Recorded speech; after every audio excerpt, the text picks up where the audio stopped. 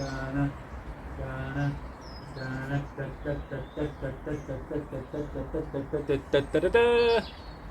guys, welcome back to the channel.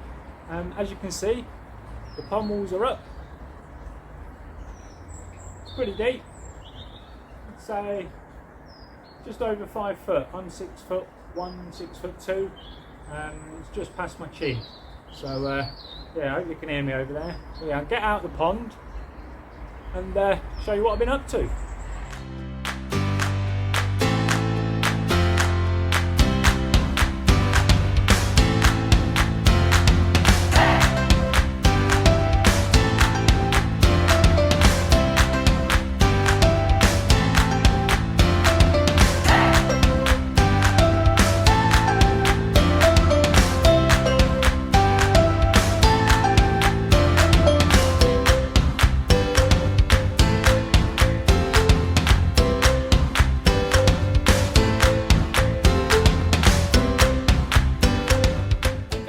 Here, keeping it coy. Welcome back to the channel, and if you're new, welcome. Hope to earn your subscription today. Let me show you what I've been up to. So here we are. As you can see, it's pretty deep now. I'd say from the sleepers are obviously 80mm, and I'd say it's another 80 centimeters, even 800mm, and I'd say it's probably about the same down again. It comes up to my chin when I'm stood in there, but you can see now where my window's going to be. If I could spin around this way, obviously the bit of fencing and whatnot behind it with the shelf, that's going to be taken out. My window will be sat there, and if I pop you down in there for a second, obviously you can see my living room window there. From where the fishes are going to be, I'll be able to see straight into the pond because of how low down the windows are. They're actually right down there, look. So easily be able to see them from the sofa, which is ideal, and that will fit nicely in between that gap. I have got to just adjust this sleeper just by about a centimetre, looking at the lip on there, and to be honest it's not very level this end either. Tiny bit out, move it over a bit, and then we're good to go. You can see here I've got some box steel. My plan with this, holes are now drilled. Let me just tilt the camera back so I can control it. There we go. Drilled some holes all the way along, both sides, so it comes through. They've all been smoothed off and sanded down and everything, and then I've got a nice long one over here, and what they're for is for reinforcement and support of the window. I've also now got the insulation, as you can see over there. Them three have been cut to size, so I've got the back wall and both side walls, this side and this side, so they're all done as well. My windowsill is looking a bit dirty because this is where I'm climbing in and out for now. Ooh, it's a big drop. Right, yeah, so the plan is with this box steel, let me grab some bits and I'll show you. So yeah, the plan is with these lumps of steel, I've drilled 6mm holes in them, so that will take a nice chunky 6mm screw, and the plan is to have that one, let me zoom out a bit more, hold on, there we go, can see better now. Yeah, so that one, as you can see, there's one hole on each sleeper, if I get it in the right place. So pretty much dead centre on each sleeper, and the same with that one over that side, and that will help keep the sleepers, it's real heavy duty, this box steel, and that will help obviously keep the sleepers all nice and straight and flush and true and blah blah blah. And then this one will go along here somewhere, obviously perfectly level, and once that is all screwed in between these, that will then be my window frame. They're 25mm, this box steel, so exactly the same as the insulation. So once that's all up, it will all be flush, and I'll have the perfect recess then to put the window in. And obviously the box steel itself won't rot away, as long as it's all sealed up properly around the window and I get no leaks. It also won't rust because it won't ever get wet. So yeah, I thought that was a better idea than, I've seen some people just using the insulation, I've seen some people using wood, but I thought with this box steel, obviously it ain't going to bend, not how thick and heavy duty this is. I mean, it's not lightweight stuff, it's real heavy duty.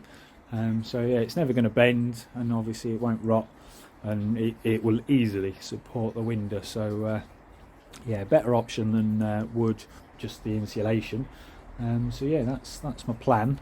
I think I have seen someone do that before with box steel. Might not have been on a YouTube channel, might have been a Facebook post years ago.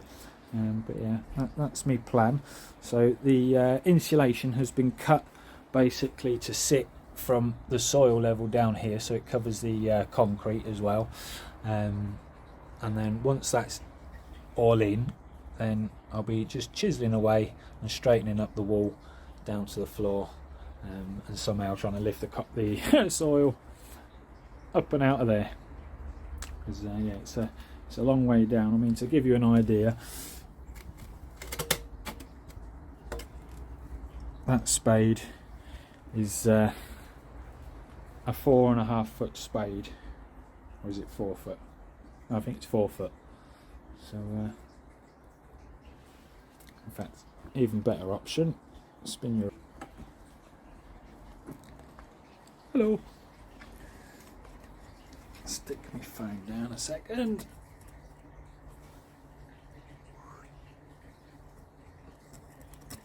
Without it falling over today. But yeah, obviously it's slightly higher here at the back. But, as you can see, it's just up to my chin level here, and then when I come down to the deepest part, which is about 2 or 3 inches deeper, it just about my lip level. So yeah, it's a nice deep pond, and as I say, I'm 6'1", 6'2", so what's that, 8 inches maybe. So yeah, it's 5 foot something. I'll measure it at some point at the deepest part. I'll put a piece of wood going across the pond, and then I can drop a tape measure down to the floor and see exactly how deep it is. But yeah, the brackets I've used, let me spin you back round. Just the old brackets from the pond. I will be using them, but they're temporary at the moment. I'm just fixing it all into position, so I can get the big drill out and start drilling the holes for the rebar without all the sleepers wobbling and moving and whatnot. Not that they would. I mean, they weigh an absolute ton. I mean, I could give that one hell of a boot,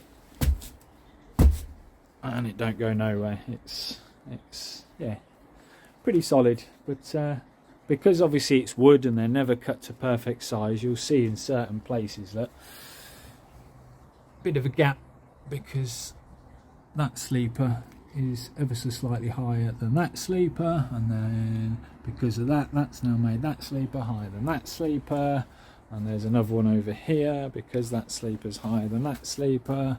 We've got another little gap there, that bit of daylight. So yeah, the strange thing is though, all the tops, I don't know how I managed that, I didn't plan this, but all the tops are all perfectly level and on every corner, which is, considering some sleepers are, you know, thicker than others, has actually worked out quite well. But yeah, I've got plenty more of these flat brackets. Where are we there? Plenty more of them. Plus it's going to be rebarred. I've ordered 15 rebar, so I think what I'm going to do is 4, 8, 12, 13, 14. Oh, no. 4, 8, 12. I don't know. I'm going to have to rework it out. I had it right in my head. No, I think it was 3 on this wall, because this wall's only 2.4 meters. So, yeah. So yeah, one in that corner, one there, and one there. So that's 3, 6, then 4 on the big wall, 10, and then I was going to go for 5 on this wall, because this is only about 90 centimeters, just less than. I think it was 87. So 2 there, 3 there, because that's 1.8 meters, and then they're 1 meter rebar, and obviously I've got to chop off just over 20 centimeters. So then what I'll do, I'll put some little holes in there, and just poke a couple of the offcuts through there to just lock that into place. I have got some 300mm screws as well, so they'll be locking them down. But yeah, I only got a 600mm drill bit, so the plan is to drill through the top, through that sleeper, and then it will get most of the way or halfway through this sleeper, and then I'm going to do that all the way around, then take the top 2 layers off and just finish off the holes into the bottom one through the last 2 sleepers. So that's why they're only temporarily fixed at the minute, because I'll take them 2 layers off, finish off the holes, drill it down. Because then them 2 layers are off, I can then put the 300mm screws through that one into the bottom one, all the way around, and then start building back up. Put the next row on, put in a few more 300mm screws, put the last one on, do the same again, and then smack the rebar through. It's just a case of making sure they're all lined up perfectly. If I had a longer drill bit, it would be more ideal, but then I don't think my arms would reach that high. So yeah, so we're getting there. Yeah, told you once all the digging was done, it would move on quite quickly. So yeah, we're up. I'll get the rebar in. Well, I've got one more bit of insulation to cut yet, so I'll get that cut, and then see how much light we've got left. I might have to do the rebar tomorrow. I've got another day off tomorrow. I was working this morning, but I've got a full day off tomorrow. As it is, I'll be able to get the rebar fully in, and then I don't know whether it's too damp to try and stick the insulation or not. But yeah, we'll see. We'll see what the weather's doing. It's been raining on and off all morning yet again. So yeah. But the rebar, the sleepers have all been stained and treated, as you can see. It absolutely stinks in here at the minute, and I love it. I know everyone says, oh, it's toxic to fish, but the fish are never going to touch the sleepers, because it's going to have insulation on it, then underlay, then a liner, so the fish will never touch the sleepers. But yeah, the treatment that I used, I managed to get hold of from an old friend of mine in the trade, some proper creosote. Bear with me. Yeah, so it weren't this cheaper crappy alternative, although it does work. That only lasts a year before it needs retreating. What I have got is the good stuff. Proper good old-fashioned creosote. Absolutely stinks, but I love the smell, really do. You have to excuse the mess in my shed. It's one hell of a state at the minute, but that's because everything that I couldn't fit anywhere else has been chucked in there while I'm doing the pond. But yeah, it's actually, I don't know whether it's because of the concrete, but it's actually about 3 inches higher than I originally measured. So I don't know how I worked that out, but it's not a bad thing. It's made it deeper than I thought, because obviously originally I said around 5 foot, but it's probably closer to 5 1/4, maybe 5 1/2 at a push. But as I say, I'll measure that properly once I've done. Fake grass is still doing good, needs another sweep up, But unfortunately the fake grass is the only one that's doing good at the minute. As you can see, where I've been loading and unloading, carrying bits through, and where I've been working in this area, yeah, unfortunately I've killed the grass, so that was money well wasted last year. But hey, I wasn't planning on, when I did the grass, rebuilding the pond. But the fishes are getting bigger and they needed a new home, so now they've got a nice big home. I'm going to have to sit down and work out exactly how much gallonage or literage it's going to be. Because if it was a square box it would be easy, but obviously I've got a step there. I think what I'm going to do is measure the, obviously that way and that way, and then measure it down to the step, work out how much that would be, and then do the same here, measure it from here to here and here to here, and then how deep that section is, and then just add the two together. I'll see if I can get a flow meter as well for when I fill it up. But yeah, luckily it's not too tall. I mean, it just comes up to sort of my hip, waist, whatever you want to call it. And I'm not going to go for a big coping, just get some nice wood to go on the top. That obviously the copings is not going to be creosoted, because that would not be a clever idea. No, that would be treated with like P2 or another fish safe product, G4. But yeah, so all good. The fish are doing great. They've just been fed some pearl barley with garlic flavouring that I cooked up for them. And these guys in here, now that all the ones that were ill are gone, they're doing absolutely great. They've all started growing again.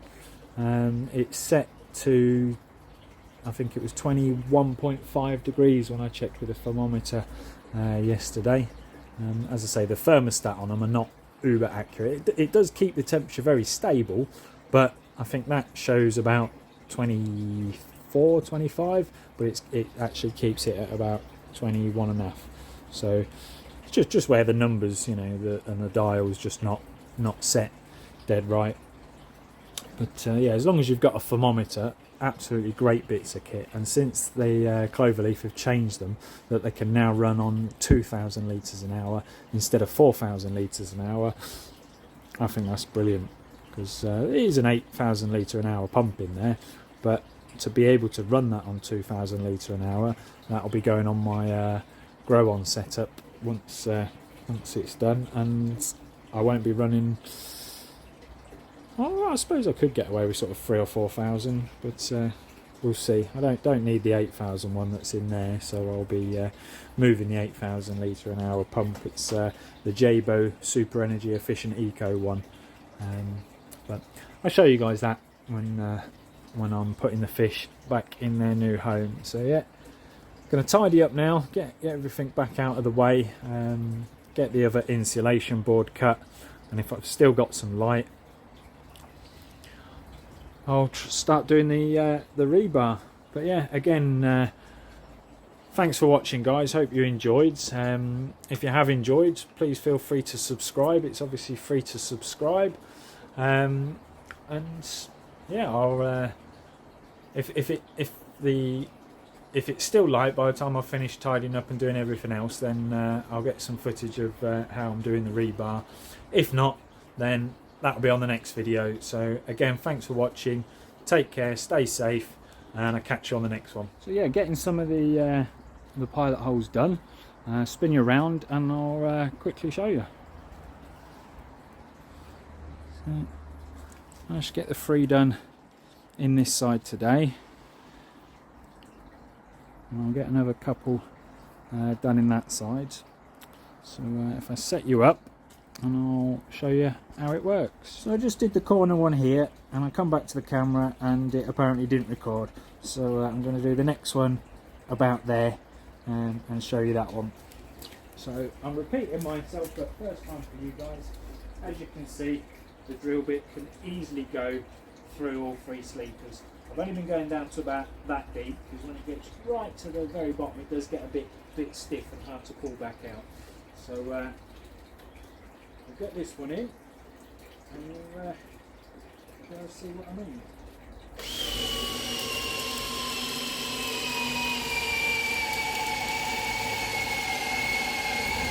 So that's the first sleeper.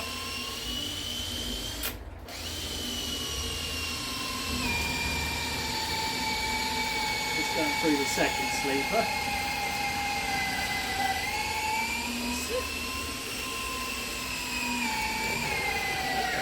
Through the second sleeper now.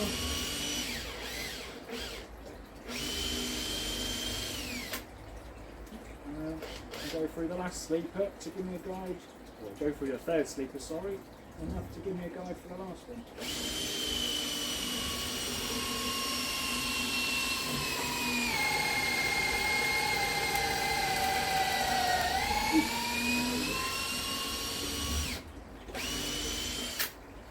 So as I said, gone down to about that deep, so that's a good 4 or 5 inches into the third sleeper. Absolutely fine. So looking typical though, just as I'm getting these hole drills it starts raining yet again. So I'm going to pick you up, bring you in the dry. Right, that will be it now then for the video for this evening. As I say, the light's about to disappear. Plus it's raining, so there's not a lot more I can get done today, but yeah, so I'll get the rest of these holes drilled. No point showing you guys every single hole, so I'll get the rest of these holes drilled and then show you how we're putting the rebar in. Obviously I've got to dismantle it first, drill right through to the bottom sleeper and then start stacking it up with my extra long screws. I'll show you the ones that are going to be going in the corner.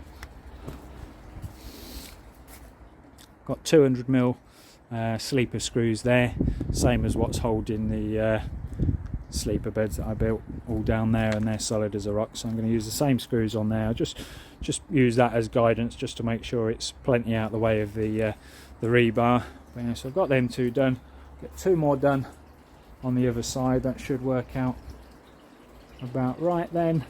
3 more on that side, and then I say 2 over there and probably 3 on that section. So yeah, again, thanks again for watching, guys. If you're already subscribed to the channel, great, thank you very, very much, really appreciate the support. If you haven't, click the subscribe button. As everyone says, it is free to do so. There's not actually a subscription, you don't fill in any forms, it just shows you're a fan of the channel. And if you enjoyed the content and hope to see more, give us a thumbs up, and again, that really helps out the channel. So take care, guys, and I will catch you on the next one. Keep keeping it coy.